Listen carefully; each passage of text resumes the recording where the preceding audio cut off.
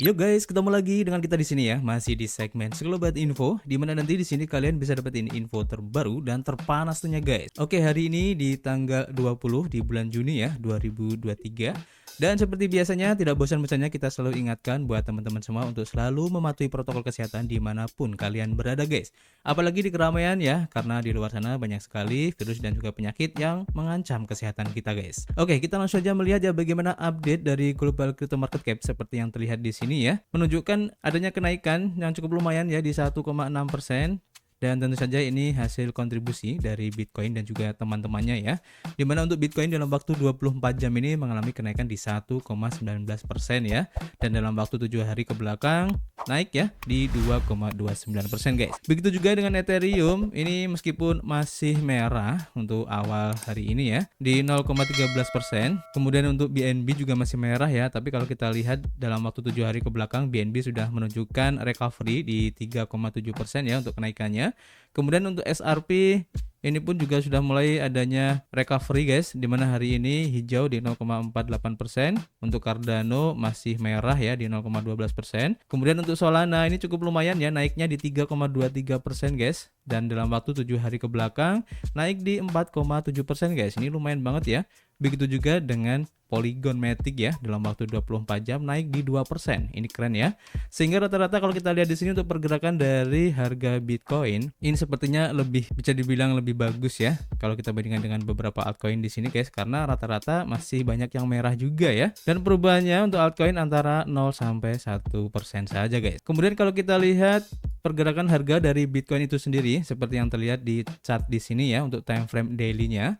Dan seperti yang sudah kita prediksikan kemarin-kemarin, kalau saja menembus ataupun close candle-nya kemarin itu di atas 26.000, maka ada kemungkinan untuk lanjut naik ya, mencoba retest di 27.000 dan menembus di MA20 dan juga MA50 di sini guys. Dan ini terlihat ya, setelah close candle menyentuh di MA50 tepatnya di harga 27.000 ya, turun dan sekarang sudah mulai mencoba untuk retest lagi di 27.000 dolar ya, dan sempat tadi menembus di sini, tapi karena tekanan ataupun resistennya ini masih kuat sehingga turun dulu guys.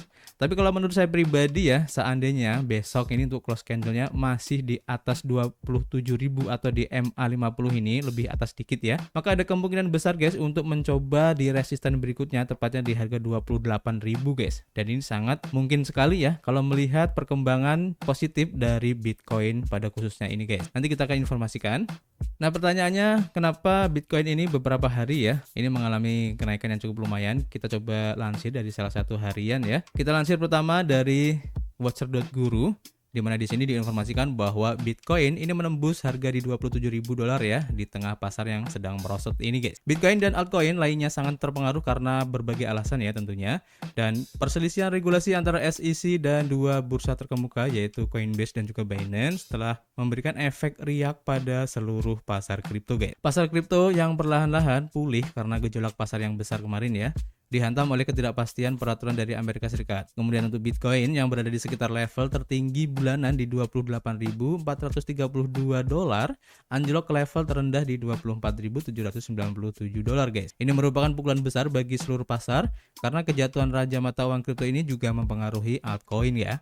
Dan namun, menurut data terbaru, Bitcoin telah menembus level 27.000 dolar lagi guys. Meskipun Bitcoin menembus level 27.000 dolar, tampaknya itu hanya berlangsung sebentar karena koin tersebut telah jatuh ke harga saat ini di 26.856.000 dolar. Menurut data CoinMarketCap, dan Bitcoin naik 1% dalam 24 jam terakhir ini. Bitcoin telah naik dari level terendah 24 jam di 26.312 dolar hingga menyentuh 27.000 dolar ya, sebelum jatuh ke harga saat ini. Raja mata uang kripto ini tampaknya sedang berjuang untuk menjaga momentum agar dapat mempertahankan lajunya guys. Mengingat ketidakpastian dalam ranah regulasi di Amerika Serikat dan faktor-faktor lain, pergerakan bullish sangat tidak mungkin terjadi saat ini, namun berita positif pasti dapat mendorong Bitcoin dan juga altcoin ke level yang lebih tinggi tentunya guys. Jadi kita tunggu aja untuk perkembangan harga dari Bitcoin. Dan masih berhubungan dengan Bitcoin ya, seperti kita lansir dari Decrypt, di sini diinformasikan bahwa Bitcoin merebut kembali dominasi pasarnya lebih dari 50% setelah pengajuan ETF BlackRock kemarin ya. Jadi tindakan keras SEC terhadap altcoin ini meningkatkan pangsa Bitcoin di pasar kripto ya. Jadi kapitalisasi pasar Bitcoin Bitcoin sekali lagi lebih besar daripada semua mata uang kripto lainnya menurut data dari TradingView guys. Metrik dominasi Bitcoin situs tersebut naik di atas 50% ya pada hari Senin untuk pertama kalinya ya sejak Mei 2021 ketika harga Bitcoin anjlok setelah China mengumumkan larangan total terhadap penambangan kripto. Dan Tesla menjauhkan diri dari aset tersebut karena masalah lingkungan guys. Dominasi Bitcoin terakhir mendekati angka 50% pada Juni 2022 ya, karena seluruh pasar kripto terpukul oleh berita inflasi yang terus-menerus tinggi di Amerika Serikat yang menyebabkan pengetatan moneter yang agresif dari Federal Reserve. Sementara Bitcoin turun drastis pada saat itu, koin seperti Ethereum turun lebih keras guys, dengan pasangan Ethereum Bitcoin jatuh ke rasio hanya 0,05 saja. Penurunan serupa terjadi bulan ini karena Ethereum Bitcoin turun dari 0,07 pada tanggal 6 Juni menjadi 0,064 pada waktu penulisan. Altcoin teratas lainnya termasuk Cardano, Solana, Polygon juga mengalami penurunan yang cukup besar ya dibandingkan dengan Bitcoin setelah gugatan regulator Amerika Serikat terhadap Coinbase yang menuduh bahwa ketiga koin tersebut adalah sekuritas yang tidak terdaftar ya. Dan sementara itu Ketua SEC Gary Gensler kembali mengklarifikasi bahwa ia memandang Bitcoin sebagai komoditas. Dalam gugatan terhadap Binance, Komisi Sekuritas dan Bursa Amerika Serikat menyebut token asli bursa tersebut BNB sebagai sekuritas. Token kripto terbesar keempat berdasarkan kapitalisasi pasar telah anjlok 20% sejak awal bulan. Metrik untuk dominasi Bitcoin yang sering dikritik karena kurang mewakili pangsa pasar Bitcoin yang sebenarnya dengan memasukkan stablecoin ke dalam perhitungannya yang secara efektif diperdagangkan dalam dolar di blockchain. Bahkan pasar stablecoin telah surut tahun ini setelah Paxos dipaksa oleh SEC ya untuk mulai menghentikan BUSD pada bulan Februari kemarin, menghapus miliaran dolar dalam bentuk token dari peredaran guys. Selasa lalu, Ketua Eksekutif MicroStrategy yaitu Michael Saylor memperkirakan bahwa dominasi Bitcoin akan meningkat di atas 80% karena regulator terus menekan aset digital lainnya guys. Bitcoin naik 6% ya sejak minggu lalu setelah BlackRock mengajukan ETF Bitcoin Spotnya yang mana para investor optimis ya akan mendapatkan persetujuan dari SEC ini guys. Dan ini terlihat ya dari Bitcoin dominance bisa kita lihat di sini dalam waktu beberapa hari ke belakang ya, bahkan mungkin minggu-minggu kemarin. Ini untuk dominasi dari Bitcoin ini naiknya cukup lumayan kenceng ya guys ya, kalau kita lihat. Dan ini membuktikan bahwa para investor ataupun orang-orang yang punya duit ini lebih tertarik untuk memasukkan uangnya ya, atau lebih tertarik untuk memiliki aset dalam bentuk Bitcoin guys. Dan ini terlihat untuk dominasi dari Bitcoin ini naik terus ya. Dan biasanya kalau Bitcoin ini udah naik kayak gini ya, maka efeknya tentu saja bisa sedikit banyak mengerek untuk pasar altcoin juga guys. Dan seandainya nanti untuk dominasi Bitcoin ini sudah mulai agak turun kayak gitu ya, maka arus dari uang biasanya ini akan pindah ke altcoin guys. Dan itulah saat dimana untuk fase altcoin ini akan dimulai ya untuk bullishnya guys. Kita tunggu aja nanti update-nya seperti apa ya. Kita lanjut untuk informasi berikutnya. Kita lansir dari Watcher.guru ya. Di sini diinformasikan bahwa IMF guys ini memprakarsai pengembangan platform mata uang digital global. Jadi meskipun mata uang kripto ini tidak mendapat sambutan hangat ya secara global, CBDC berkembang pesat guys. Mata uang digital bank sentral atau CBDC ini telah menerima perhatian yang meningkat ya dalam beberapa bulan terakhir. Regulator dan pembuat kebijakan global telah mendedikasikan upaya mereka ya untuk mengeksplorasi dan mengevaluasi teknologi yang sedang berkembang ini. Sekarang menurut laporan terbaru ya, Dana Moneter Internasional atau IMF ini sedang mengembangkan platform untuk mata uang digital bank sentral guys. Direktur pelaksana IMF yaitu Kristalina Georgieva menyatakan bahwa IMF sedang mengembangkan platform ini untuk memfasilitasi transaksi yang lebih mudah antar negara. Georgieva juga menyatakan dalam sebuah konferensi di Maroko bahwa CBDC ini tidak boleh menjadi proposisi nasional yang terfragmentasi. Untuk mendapatkan transaksi yang lebih efisien dan lebih adil, kita membutuhkan sistem yang menghubungkan negara-negara. Kita membutuhkan interoperabilitas. Ia menyatakan bahwa karena alasan inilah IMF sedang mengerjakan platform CBDC global guys. Selain itu, IMF telah menyatakan keinginannya ya agar bank-bank sentral mencapai konsensus mengenai kerangka kerja regulasi terpadu untuk mata uang digital yang bertujuan untuk memungkinkan interoperabilitas global, dan dia menyarankan bahwa tidak adanya kesepakatan semacam itu berpotensi menyebabkan kekosongan yang dapat ditempati oleh mata uang kripto guys. Berbicara tentang perkembangan CBDC di seluruh dunia, Georgieva juga menyebutkan ya bahwa 114 bank sentral berada pada tahap tertentu ya dalam eksplorasi CBDC. Dia juga menambahkan bahwa 10 diantaranya sudah melewati garis akhir. Selain itu, ia juga menekankan perlunya CBDC didukung oleh aset guys. Dan ini menarik ya, apalagi IMF yang merupakan salah satu lembaga keuangan dari PBB ya. Untuk dana moneter ini keren banget guys. Kalau seandainya nanti CBDC ini bisa dikembangkan atau dipakai ya oleh IMF, maka tentu saja ini akan membuat adopsi teknologi blockchain akan semakin berkembang pesat ya, dan ini keren banget guys. Selain itu guys ya, kalau kita lihat dari harian Crypto News, di mana di sini diinformasikan bahwa Kementerian Energi dari Rusia guys, ini mendorong untuk segera melegalkan penambangan kripto. Nah, ini menarik ya. Jadi Kementerian Energi dari Rusia mendorong legalisasi penambangan kripto industri dan menginginkan anggota parlemen untuk terus maju ya dengan rancangan undang-undang terkait penambangan yang telah lama dinanti-nantikan ini. Menurut kantor berita Rusia, TASS, Kementerian membuat komentar pada akhir pekan selama Forum Ekonomi Internasional. Pavel Snikars sebagai Wakil Menteri Energi mengatakan bahwa kementerian ini mendukung legalisasi pertambangan dan mengharapkan para anggota parlemen untuk menyetujui penerapan pajak bagi para penambang. Kata Snikars, kami ingin penambangan kripto diakui sebagai kategori konsumen energi. Kami berharap berpajakan juga akan diperkenalkan untuk kategori konsumen ini.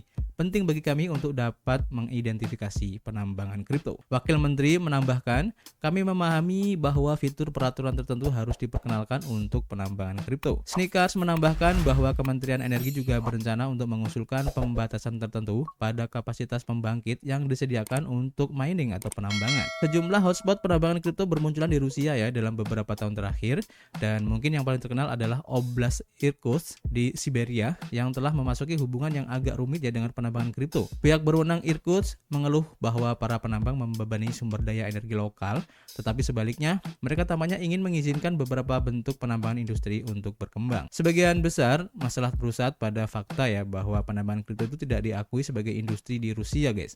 Oleh karena itu dalam banyak situasi perusahaan energi tidak dapat menagih penambang dengan harga industri. Sebaliknya banyak penambang dikenakan biaya dengan tarif perumahan ya atau bersubsidi. Kementerian telah berusaha untuk melakukan intervensi sementara anggota parlemen menunda-nunda, mengizinkan penyedia energi untuk mengidentifikasi para penambang dan menagih mereka dengan tarif yang lebih tinggi. Namun solusi yang tidak sempurna ini ternyata masih kurang ya. Dan kementerian malah mengusulkan ya untuk membuat tarif penambangan kripto khusus yang akan terpisah dari tarif industri dan perumahan. Wakil Menteri memperingatkan bahwa seluruh negara dapat membayar jika penambang diizinkan untuk terus berlanjut. Snikars menyimpulkan, kami akan memastikan bahwa kebutuhan dari kategori konsumen energi ini terwakili dengan peraturan dan undang-undang. Dan kami akan mencoba untuk membawa stabilitas pada situasi ini guys. Ini keren banget ya. Dan semoga aja ini akan di ACC. Dan kita lanjut ke informasi yang terakhir ya. Seperti yang dapat kita lihat di sini dari watcher.guru ya. Ini baru aja masuk untuk beritanya, yaitu Mastercard files trademark application to develop crypto and blockchain software guys. Nah ini menarik ya. Jadi apakah benar nanti Mastercard ini akan membuat aplikasi untuk mendevelop ya crypto dan juga blockchain software? Ini akan keren banget guys. Dan saya mencari informasinya, dan kalau kita lihat ya dari harian crypto.news, di sini diinformasikan bahwa Mastercard ini mengajukan permohonan merek dagang baru ya untuk teknologi kripto guys. Dan ini dilansir pada tanggal 19 bulan Juni ya 2023. Jadi ini masih update ya. Jadi Mastercard telah mengajukan permohonan merek dagang untuk rangkaian teknologi terkait blockchain dan mata uang kripto.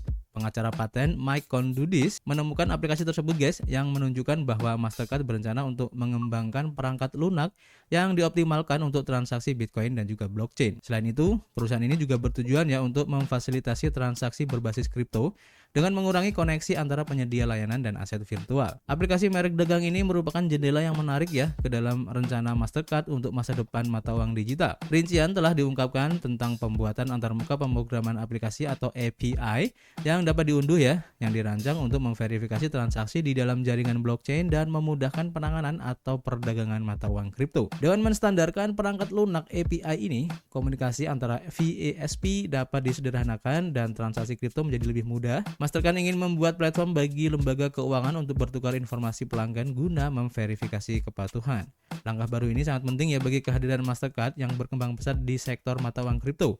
Perusahaan mengumumkan niatnya untuk menawarkan sejumlah mata uang kripto dalam jumlah terbatas ya di jaringannya pada Februari 2021 kemarin guys. Pada tahun yang sama, ketika kartu kripto pertama kali diperkenalkan, Mastercard bermitra dengan Wirex, BitPay, dan bursa mata uang kripto baru bernama LVL. Mastercard juga mengumumkan kerjasama dengan Bakkt, sebuah bisnis mata uang kripto, untuk memberikan manfaat kartu kredit yang berpusat pada mata uang kripto dan barang-barang lainnya. Mastercard membuat gebrakan tahun lalu ketika mengakuisisi startup analisis kripto Cybertrace dan berkolaborasi dengan perusahaan fintech Uphold dan bursa kripto Gemini untuk membuat kartu kredit mata uang kripto guys. Perusahaan ini telah menunjukkan dedikasinya yang berkelanjutan terhadap industri teknologi mata uang kripto dan blockchain dengan mengumpulkan paten dan aplikasi yang terkait dengan blockchain di seluruh dunia guys. Nah, ini menarik ya yang dilakukan oleh Mastercard ini, dan kita tunggu aja nanti seperti apa implementasinya guys. Dan seandainya ini terjadi, maka tidak menutup kemungkinan ya rival dari Mastercard yaitu Visa pasti juga akan melakukan hal yang sama guys, karena tidak mau kalah tentunya ya. Kita akan update lagi nanti untuk info-infonya, dan seperti biasa kita masih menunggu kritik dan saran kalian di kolom komentar ya, dimana nanti kita bisa ngobrol banyak di dalamnya. Dan yang pasti guys, kita akan ketemu lagi di informasi berikutnya. Peace.